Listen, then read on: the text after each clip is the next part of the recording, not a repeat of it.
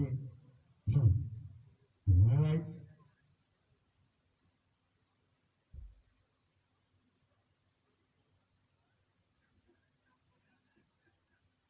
Yes. Two.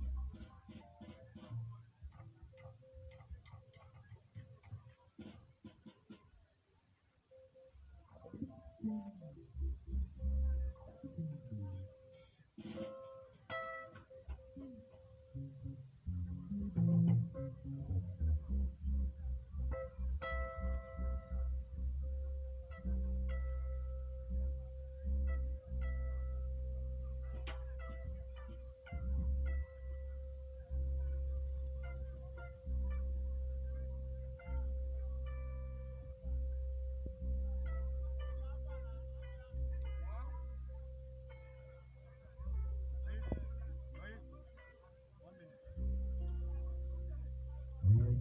Scholar A. Right. Right.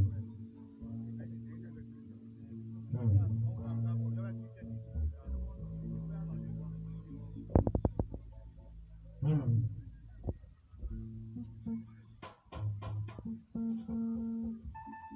Ladies and gentlemen, I want to welcome everyone to this worship, the worship of a woman of integrity, who gave birth to Mr. Integrity in the land of integrity, Amovi Aruchubu. And we are talking about a devoted Christian in the Presbyterian Church of Nigeria, here in Aruchubu. And to crown it all, we are talking about late Ezine Mercy Ugomwa Oji Adobu Aro. This night is not a speech-making night, but a night we should have a sober reflection about our life and what else to do. I want to welcome everyone here to this worship.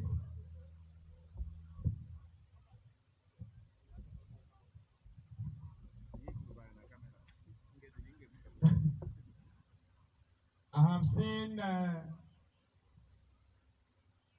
some dignitaries from all walks of life. Many are we recognized now, and many others to recognize. I want to thank every person that came all the way from Abuja. You people are welcome.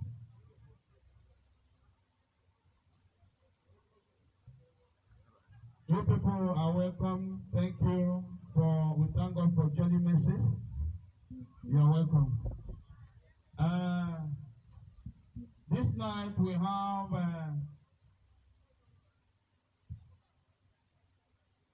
many dignitaries. Mande Zokaro, Mande Fire, Manda Rosan, Manda Movie, Mande Ministry of Information, Abuja, Mande Mandogo. We are here to pay our last respect to Ezine Mercy Ubonwa Ochi. We have the man I call the patron of all patrons. I'm talking about the national patron of Nzukaro worldwide, in the person of Professor Ijoma Ojama is here. And there are also other people here, especially Mr. Manze Anyanwu Onwumere is also here. And we have Mr. and Mrs. Ijoma Obasi Ijoma Ochiwo is also here. And like I said earlier, we have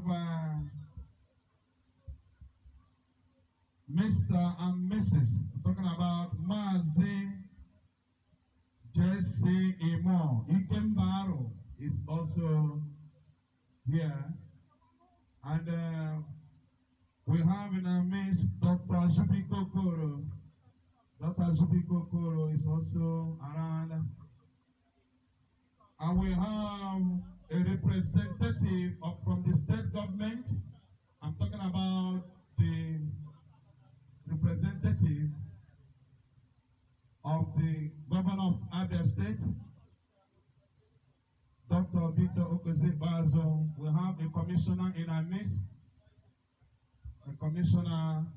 midst, in civil service, in charge of civil service in Abia State. I'm talking about Honorable Emmanuel Jidofo Kano is also here to represent the governor. And we have the fire executive and other people here present.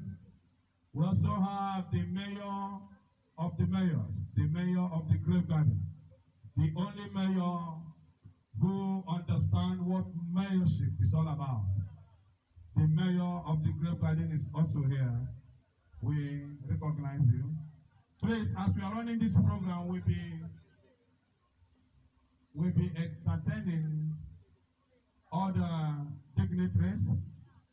I think I can say the ruling elder of the Presbyterian Church of Nigeria, a man I know too well, my own elder, my own brother.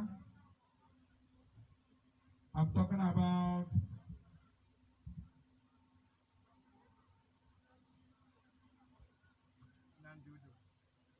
Mazi Elder Nnamdi Udo, here with a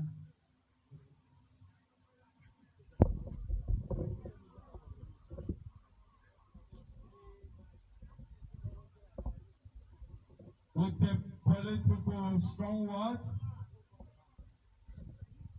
Why, like this, my uncle is only on white and white. By the Welcome, Mazi. It shall be well with you, sir. I also see my own uncle, Mazi GOC. Mazi GOC, Iranachi. Is also here, is the retired deputy director with Central Bank of Nigeria. And to entertain you this night, we have the and God bless you all.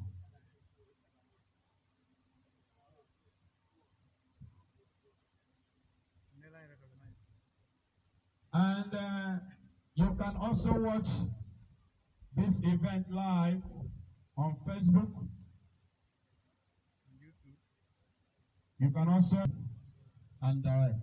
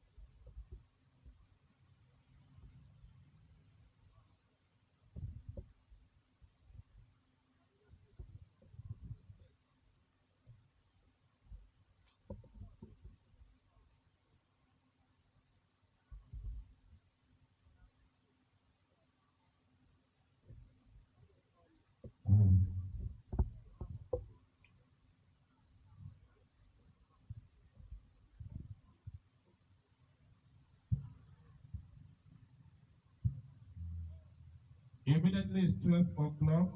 I may observe a minute silence for Ezinne Mercy Ugonwa Ochi.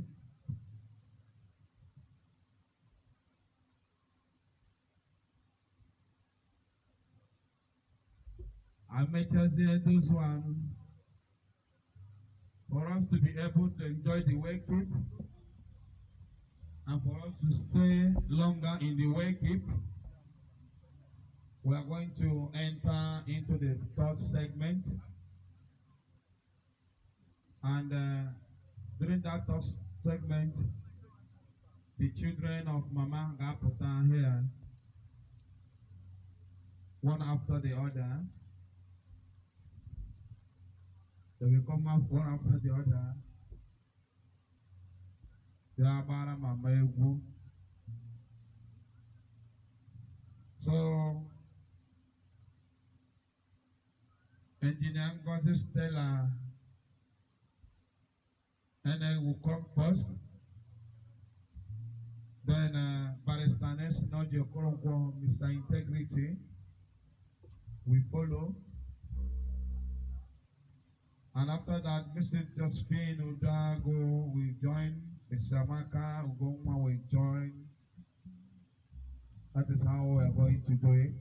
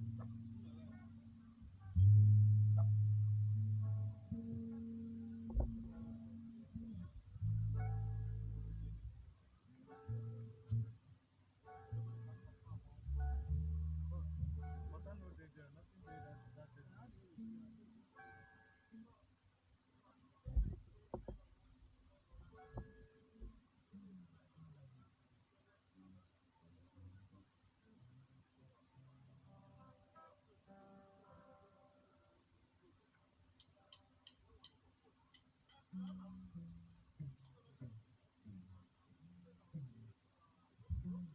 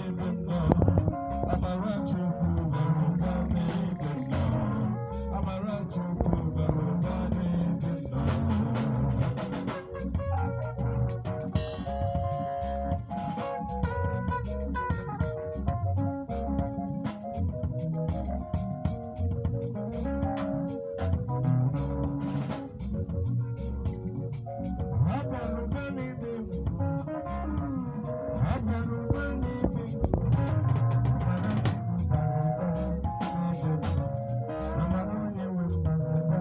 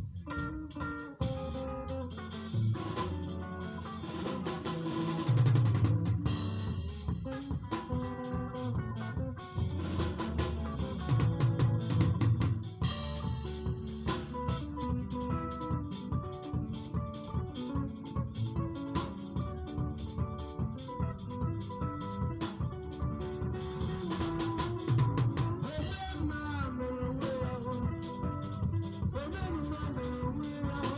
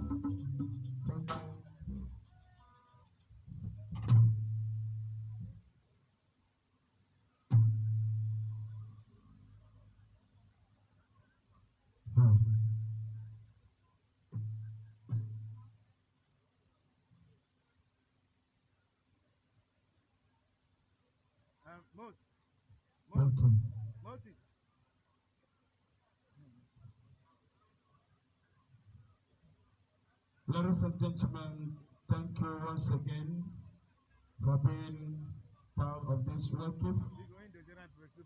Like I said earlier, we have many dignitaries from all walks of life here. We're only here to pay our last respect to Ezinne Messi Udoma Ochi. By 12 o'clock, just about 3 minutes to 12, we're going to observe a minute in honor of Ezinne Messi Udoma Ochi. And before that, I want to recognize the presence of my dynamic uncle, brother, Mazi Otumchere Oti, is here present. Mazi Otumchere, you're welcome, sir. I want to tell you that the Omenuko of Fidelity is here.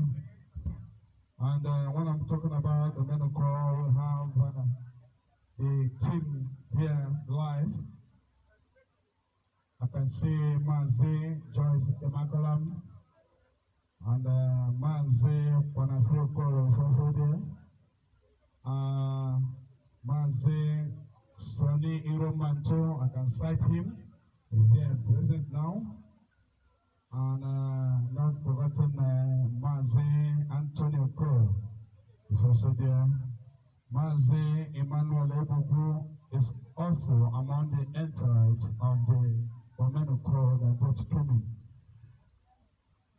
And the committee of friends, please, that table of Omenuko is empty. You need to go to that table and fill it up. You need to go to the table and fill it up. I will tell you that Team BCB is here. The Team BCB are the organizing committee of this burial. They are here. They have been working around the clock to make sure that everything will work perfectly well in the dimension it's supposed to work. And be as it may be, their team is ably led by a seasoned banker by profession.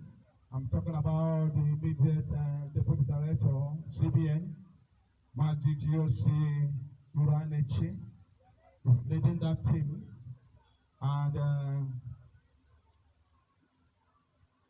Lady Ndidi Uranechi, the wife, is also on that team. Mrs. Betty Onyekore is on that team. Mrs. Gladys Kwanasi Okoro is on that team of the committee. This committee have been doing wonderfully well to make sure that this occasion was a success. I want to tell you that the national body of Masosa is here.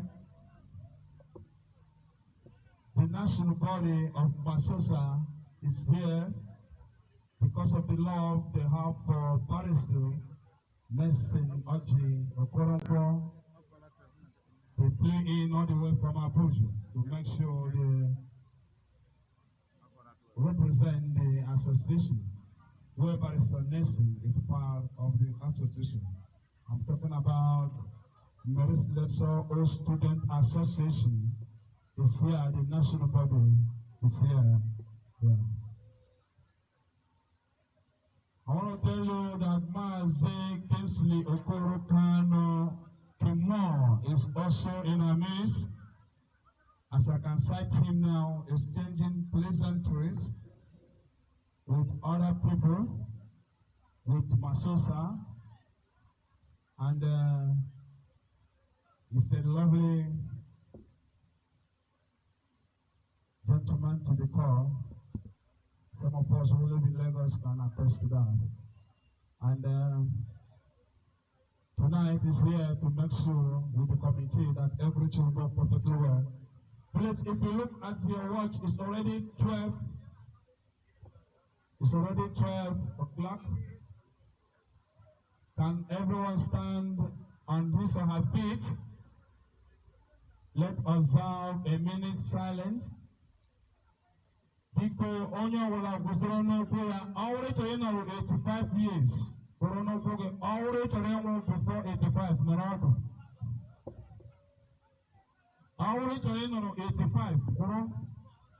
Already to before 85 years. You can sit down.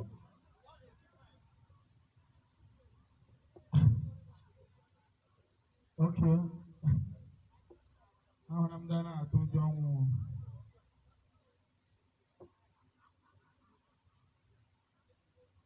Please let there be silence everywhere.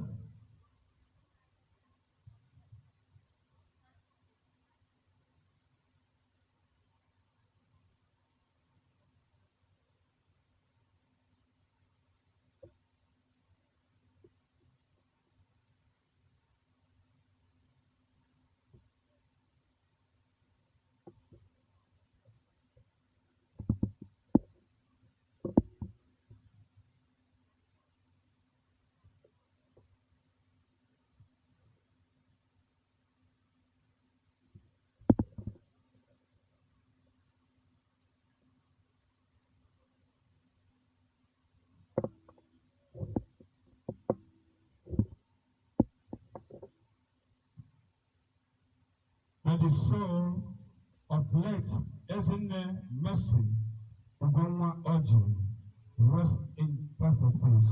In the name of God the Father, and of the Son, and of the Holy Spirit. Please, is Elder Nnamdudo here? Is Elder Nnamdudo around?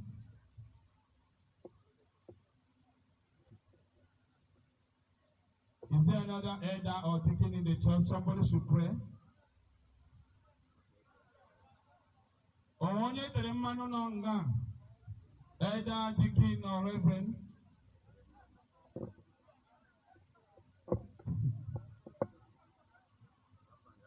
Any elder, deacon, or reverend?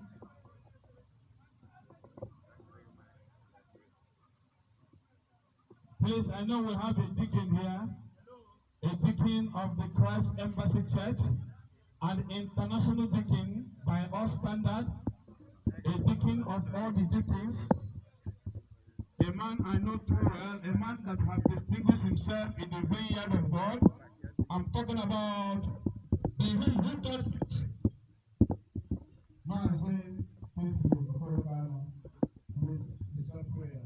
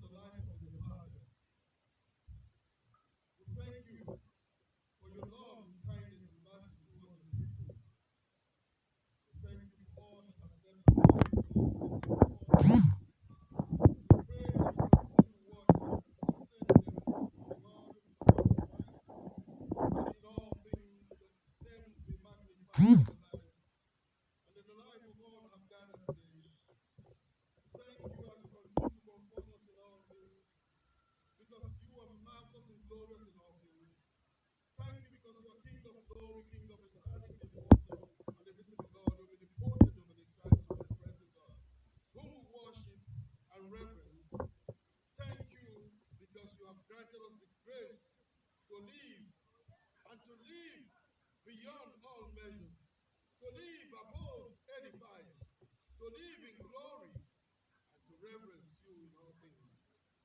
Give you all the glory, give you all the honor, adoration, and thanksgiving. We appreciate you for all that have traveled from far and near.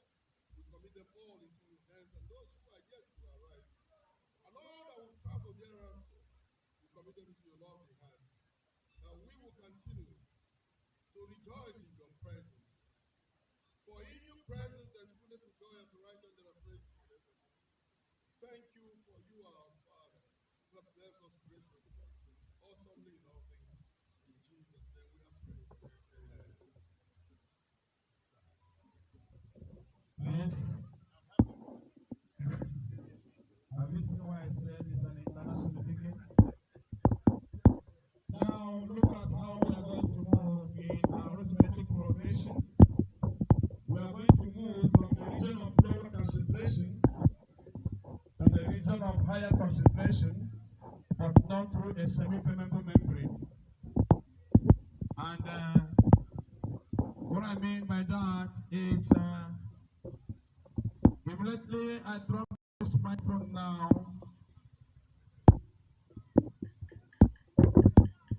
Engineer Ngozi Stella will come here and dance. After she's already ready here, waiting. After Engineer Ngozi Stella, Barrister Nelson Oji Okoronkwo, Mr. Integrity, will come and dance.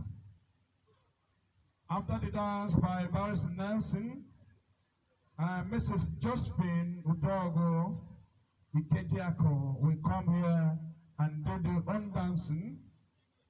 Thereafter, Mrs. Amaka Ogonwa Okoronkwo will do another dance.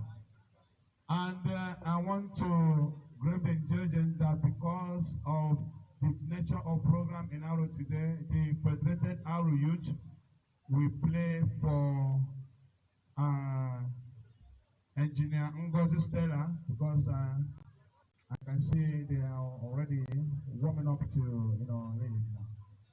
And after that, the band will take on a higher pace and welcome Barrister Nelson. Anywhere Barrister Nelson is now, let Barrister Nelson be warming up, because immediately Engineer Ngozi Stella finish, Barrister Nelson will come and do those dances he normally does those days.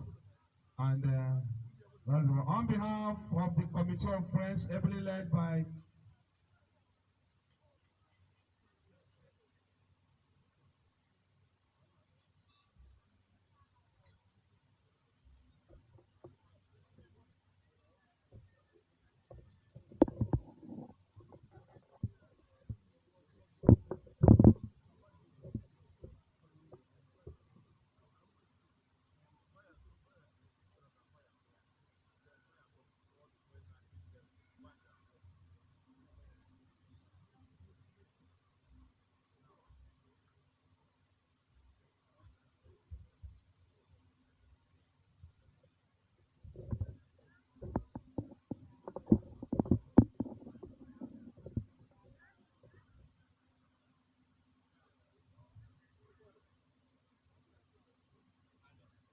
Ladies and gentlemen, Federated Aro Youth, let's hear what you have.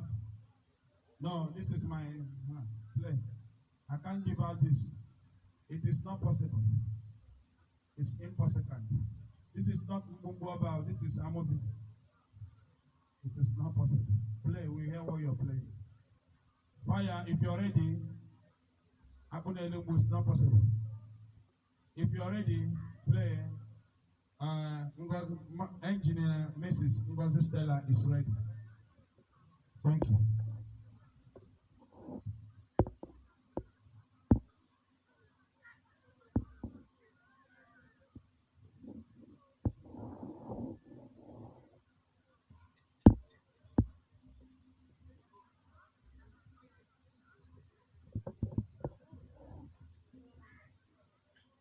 F-A-Y-A. F-A-Y-A. Unity and progress. Okibo, Mmamano. Let's observe our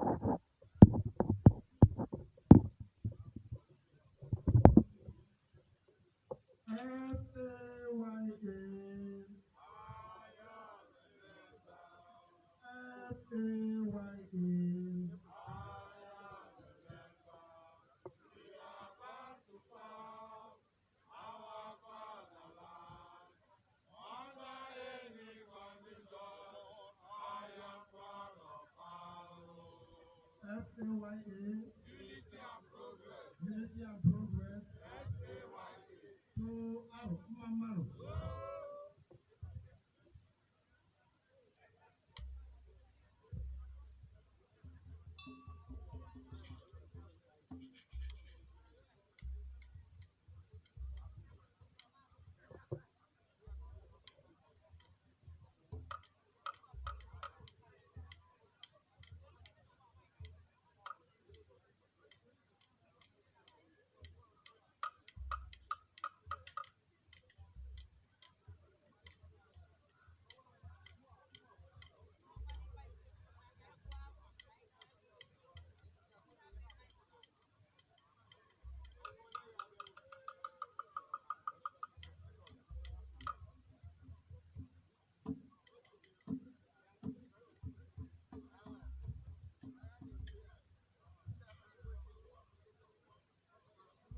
FAYA. Unity and Progress.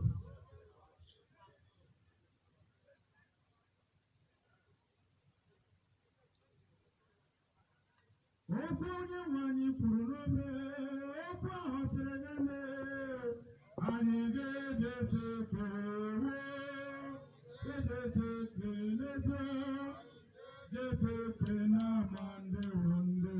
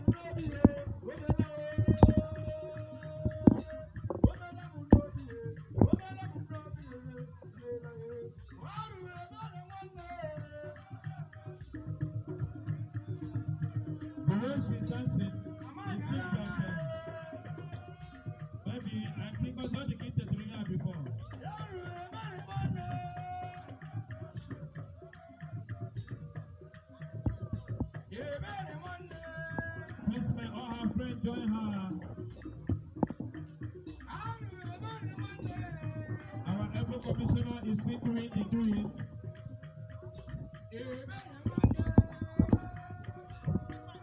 I'm talking about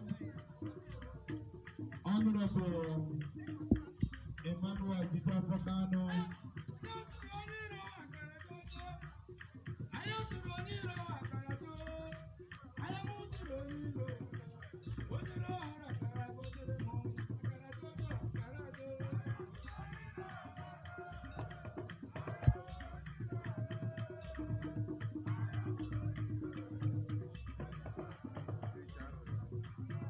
The music is down.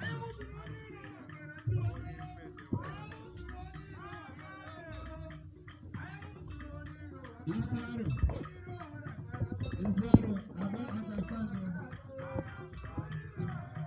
Isaru, I don't understand you.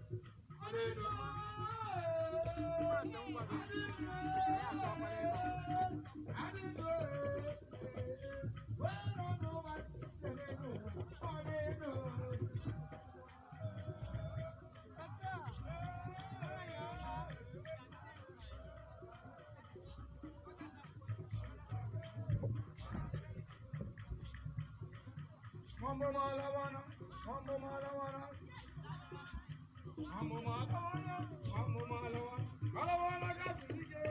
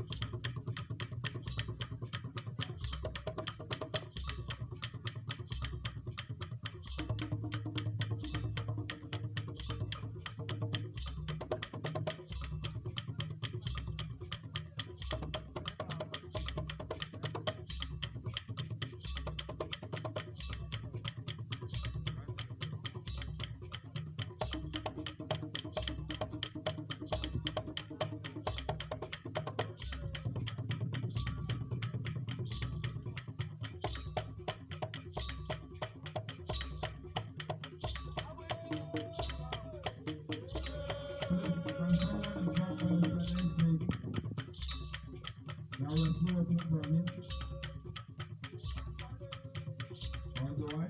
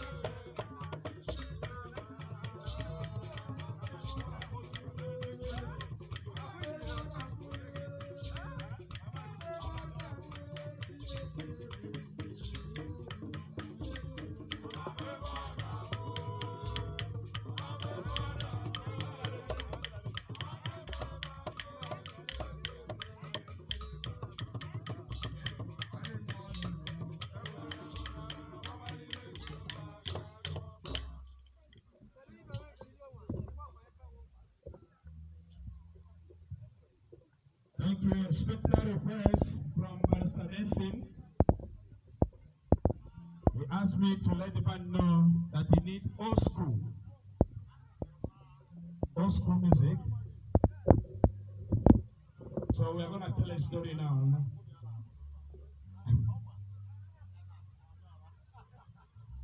All the friends of Pastor Nelson, this is time to show him some love. As he's going to take on the center stage, he's already ready here. With his amiable wife. So, Pastor Nelson, put on your dancing shoe as the band leads.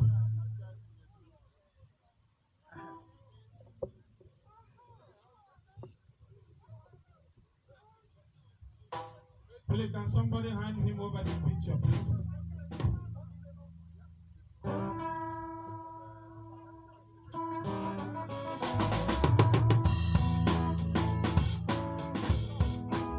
Ladies and gentlemen, on stage now is Mr. Integrity. I'm somebody. As you can see, the old school music is rolling. Yes, everybody standing up for Mr. Integrity.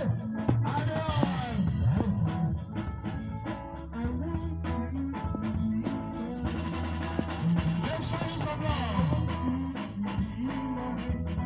Oh, the chairman of the chairman, the committee of friends. Mazi and Mrs. Doctor, GSC Iranachi is here.